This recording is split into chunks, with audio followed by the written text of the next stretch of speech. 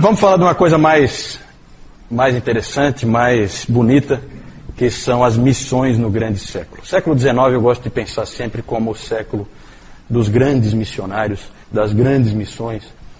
E como a gente já falou aqui, nós já comentamos isso de passagem algumas vezes, o maior esforço missionário vinha sendo, depois da Reforma, vinha acontecendo por parte da Igreja Católica Romana. Por uma série de motivos. Primeiro, que é uma igreja milenar, está estabelecida, tem estruturas prontas. Em segundo lugar, porque os países que desenvolveram tecnologia para fazer as grandes navegações eram católicos. Esse aí é crucial, faz toda a diferença, certo? Então, vamos falar agora de missões protestantes. Nós já falamos sobre os morávios, que foram precursores, e também uma coisa que a gente tem que, isso que eu acabei de falar é importante, né? Os países que se tornaram protestantes não eram países que tinham grande capacidade de navegação. Era Espanha e Portugal principalmente. Os outros eram mais limitados. Então a gente falou, por exemplo, dos huguenotes aqui na Baía da Guanabara. A França não é um país protestante. Então até a exceção em termos de Espanha e Portugal cai também num país católico romano. Só quando os holandeses conseguiram força para que eles se tornassem uma potência na navegação, aí sim, aí começam os holandeses a colonizarem vários lugares do mundo, inclusive o Brasil, como nós vamos ver daqui a pouco. Tivemos aquela primeira tentativa com os huguenotes e depois nós tivemos os holandeses em Pernambuco, certo? O século XVII foi a era de ouro dos holandeses.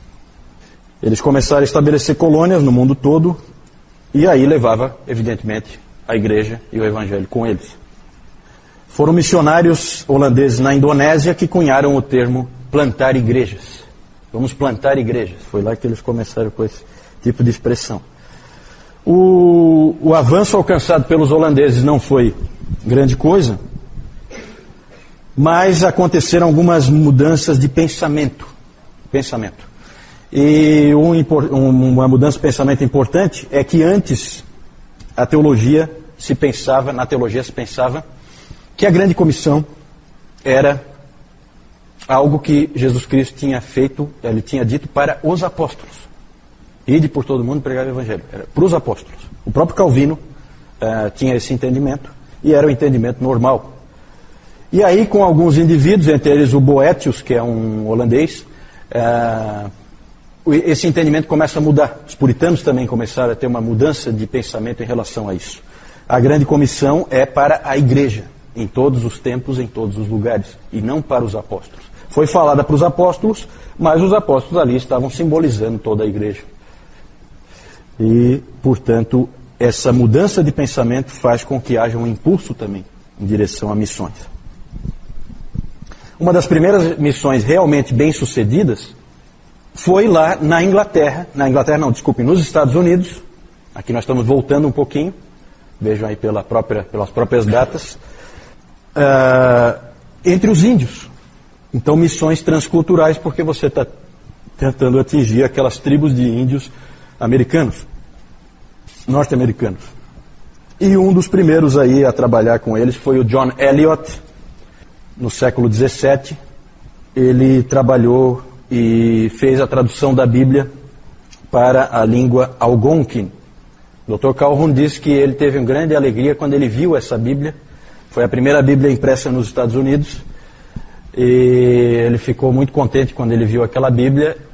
E ela é muito interessante porque ela é uma Bíblia que ninguém mais é capaz de ler. Porque ninguém mais conhece aquela língua. Né? Não existe mais ninguém. Então ela está lá a Bíblia, mas ela não é. Ninguém pode ler a Bíblia. Certo? Mas o John Eliot, ele fez a tradução da Bíblia e para dar estrutura para a língua dos índios, ele teve que escrever uma gramática. É muito comum esse tipo de situação. Os missionários tiveram que passar por isso. De escrever uma gramática para estruturar aquela língua. E ele escreveu então também essa gramática, e na gramática dele ele escreveu assim: oração e esforço por meio da fé em Jesus Cristo podem fazer qualquer coisa. Né? Então aquele espírito de garra do missionário. Né? Confiança no Senhor e esforço pessoal. Outro nome importante, né, entre os índios ali é o Thomas Mayhew, mas o mais conhecido, mais famoso é, sem dúvida nenhuma, David Brainerd. Né? Principalmente, não tanto pelo sucesso dele, ele teve algum sucesso, mas principalmente por causa do diário dele, né? Que produziu um tremendo impacto para que um monte de jovens se tornassem missionários depois. Vocês lembram, né, nós temos, eu não trouxe aí, mas tem publicado pela editora Fiel, a vida de David Brainerd. O Jonathan Edwards publicou o diário foi ele que publicou o diário do David Brainerd. Esforço denominacional realmente só surge no século XVIII, nós já vimos, com os morávios. Certo? Os morávios, originalmente, eles eram da igreja luterana, mas mais tarde se tornou uma denominação independente, os irmãos morávios. Existem até hoje. Né? Só que perderam aquele ímpeto, hoje não tem aquele ímpeto missionário, a igreja está diferente de como ela era, mas existe. Mas o século XIX é o que o professor de Yale, que escreveu uma obra em 7 volumes, A Expansão do Cristianismo, o nome dele é Kenneth Scott Latourette, ele escreveu essa obra, A Expansão do Cristianismo, em 7 volumes, e ele chamou o século XIX de o Grande Século. O Grande Século. Para vocês terem uma ideia, dos 7 volumes, a obra dele é sobre a expansão do cristianismo, e dos 7 volumes, 3 dedicam-se ao século XIX. Então é realmente o Grande Século. E o grande nome, quem é o grande nome das missões aí? Quem é chamado de o pai das missões modernas? Temos a alegria de que tenha sido um batista, William Carey, né? William Carey, o pai das missões modernas. Ele era um sapateiro, pregador leigo, e ele trabalhava na sua sapataria. Né? Quando a gente fala sapateiro, não imagine que é aquele indivíduo que conserta sapatos, na verdade é o indivíduo que faz sapatos. Né? Nós não temos ainda assim uma indústria bem desenvolvida, e ele faz e também conserta, evidentemente. E ele trabalhava sempre no local de trabalho dele com um globo terrestre na frente dele. Era assim que ele trabalhava, e ele ficava olhando aquelas nações, aqueles países, e ele ficava pensando no alcance daqueles povos. Né? Hoje os cristãos estão mais para olhar para um globo e ver qual é o próximo ponto turístico que vão visitar. Né? Esse homem tinha um pensamento um pouquinho diferente, de dedicação ao Senhor. Ele tentava, de várias maneiras, envolver a igreja inglesa em missões. Muitos tentavam desencorajá-lo. Tem a história de um diácono que chegou para ele e disse: sente-se, meu jovem. Quando for a vontade e o tempo de Deus de salvar os pagãos, Ele o fará, sem a minha ou a sua ajuda.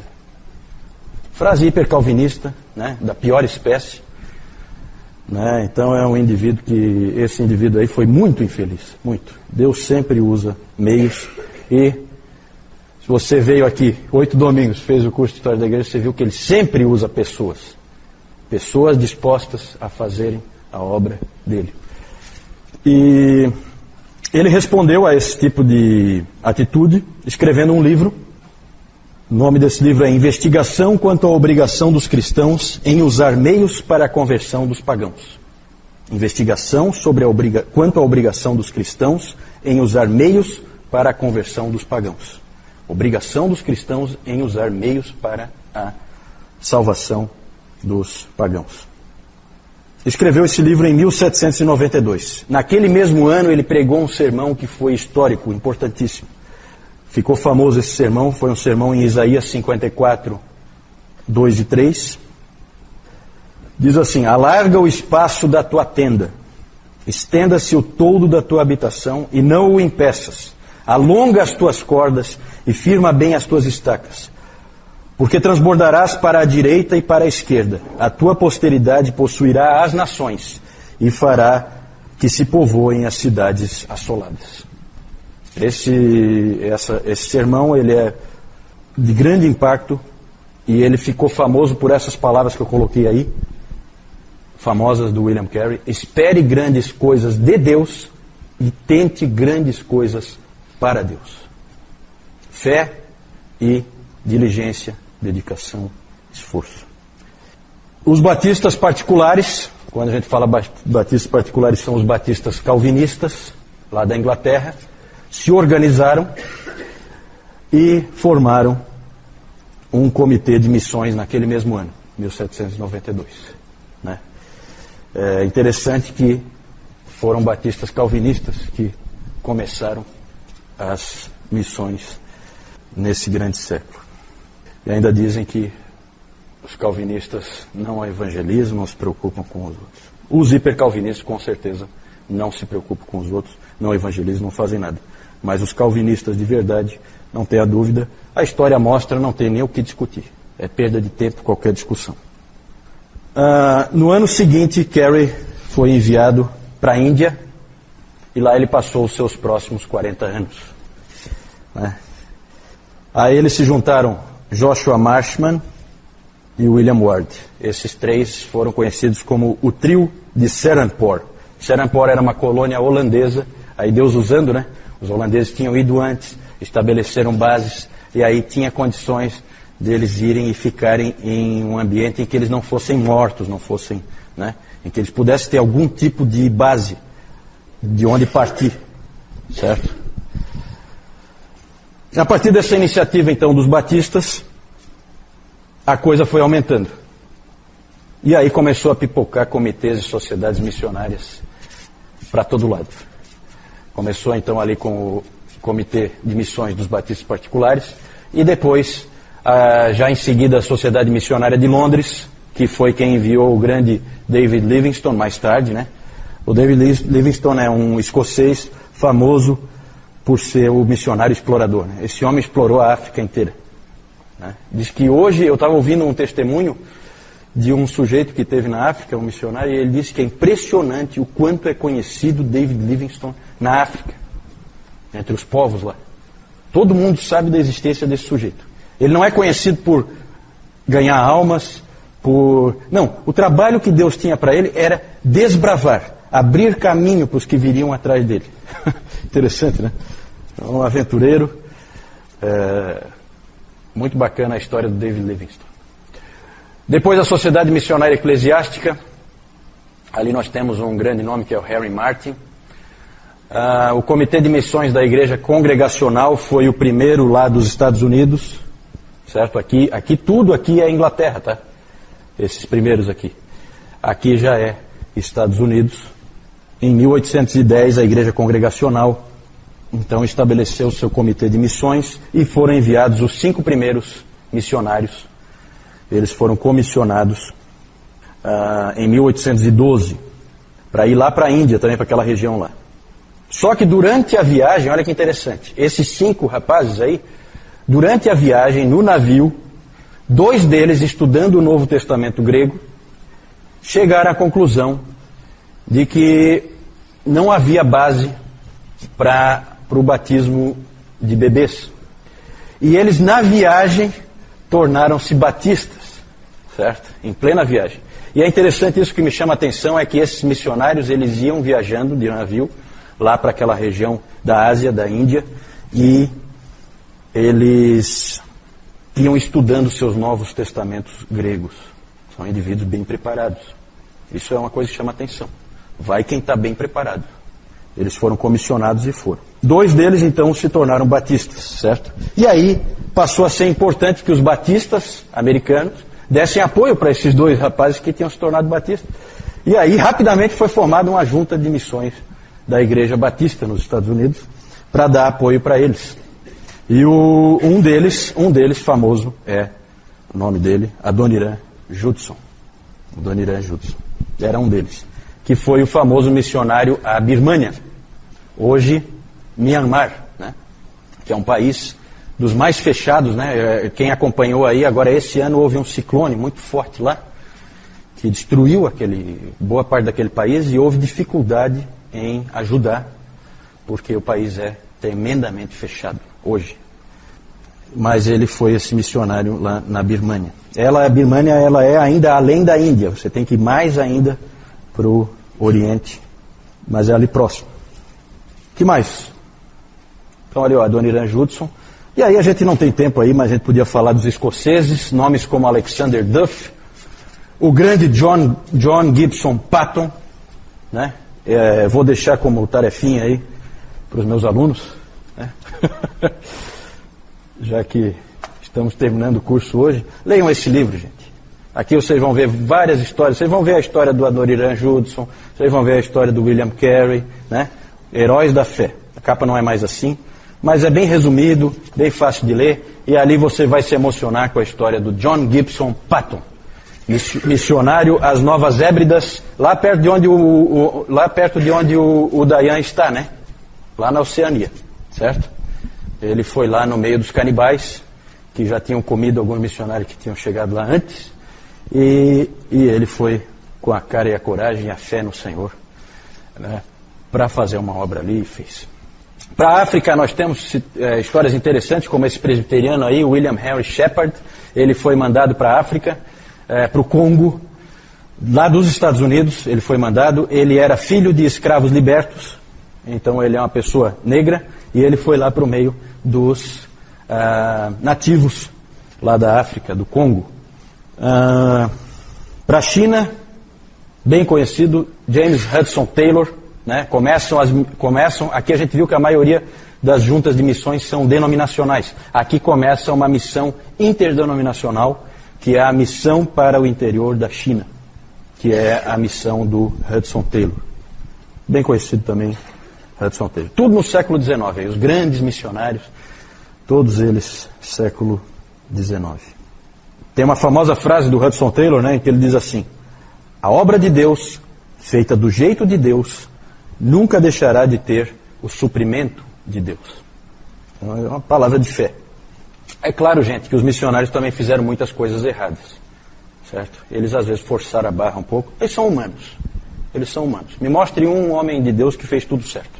Eu não conheço, né? É isso aí, essa questão do imperialismo, essa questão de você impor a cultura, impor os valores, impor os princípios para outros povos, é uma questão filosófica. É válido ou não é válido? Para o cristianismo sempre é válido, sempre, porque é uma questão de salvação da alma, né? Para os pagãos isso aí é a maior bobagem que existe, eles rolam de rir no chão, se a gente falar uma coisa assim. Para nós, é válido sim fazer com que aquele índio lá no meio do mato pare de adorar Tupã e passe a adorar Jesus Cristo. É claro que tem duas maneiras de fazer isso. Ou você faz como muitos jesuítas fizeram junto com os espanhóis, e você faz o indivíduo ajoelhar com uma espada no pescoço, ou então você prega o evangelho e ensina coisas para eles, como os missionários faziam. Os missionários trouxeram civilização.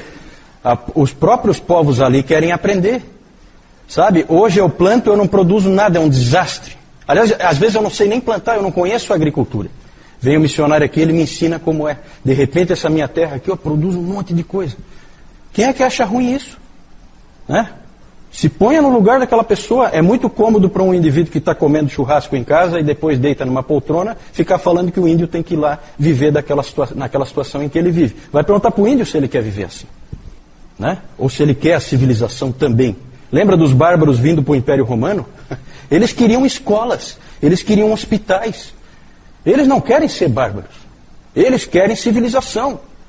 Por isso que eles vinham, por isso que eles invadiram. Porque nós queremos fazer parte de Roma, né? Então é uma questão filosófica, é evidente que aí há um ataque frontal aos princípios cristãos, né? E é claro que tem coisas erradas que foram feitas também, excessos, né? Sempre vai ter, sempre vai ter. Isso aí é inevitável, né? E é claro que é tudo meio misturado. Na verdade, nós vimos na história da igreja que todo tipo de excesso ocorreu. Nós vimos o Lutero defendendo, por exemplo, que fossem massacrados os camponeses, né? Será que é muito diferente? Os camponeses revoltosos, ele apoiando. Não, vamos com armas mesmo. Eles pegarem armas, nós também vamos pegar. Então são erros, são manchas, são. Ninguém está negando, né? Agora, tem almas salvas. Isso aí é importante. Isso é importante. Cada alma salva vale, né?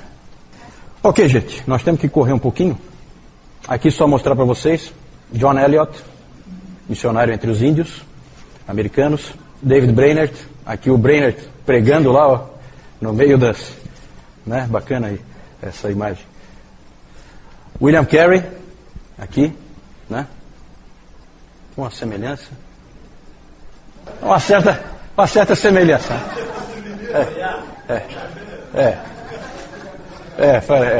David Livingstone, Hudson Taylor, William Henry Shepard, né? Lá no Congo. Aqui o pessoal que ele estava trabalhando. Aqui o comissionamento dos 5 da junta da Igreja Congregacional, né? Em 1812 isso aí. Aqui embaixo John Patton e o Adoniran Judson.